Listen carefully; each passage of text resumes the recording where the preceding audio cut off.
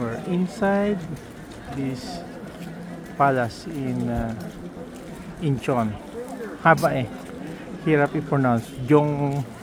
Basta yung story nito, this palace was built in the 1400s. Matagal na siya. No, almost 800 years. And there was history also when the Japanese invaded Korea. No? The Japanese destroyed portion of this palace. Kaya pala medyo galit talaga yung mga Korean sa mga Japanese, no? As an invader.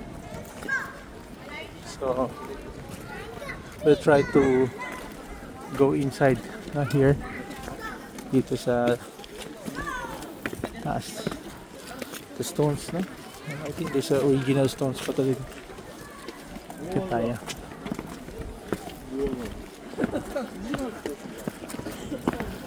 Physical setup here.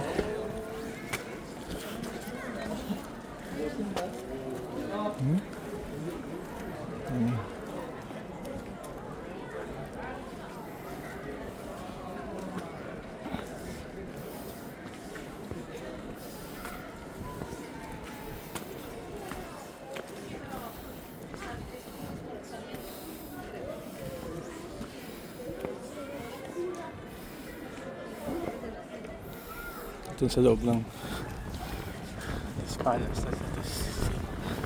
Sa loob nito. This one. Okay.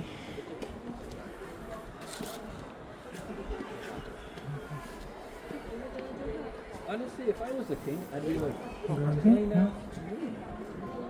Ang ganda. The architectural design. It's very nice. Huh?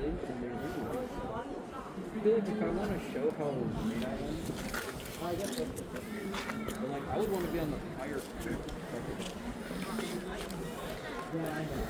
Ito mo yung You're also raised. picturesque mountain. They were just over.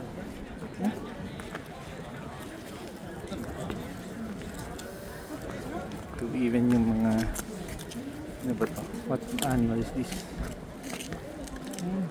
Oh, we go here, going down. These are the grounds of the palace. Ayan, panood natin sa mga telenovela here. Okay.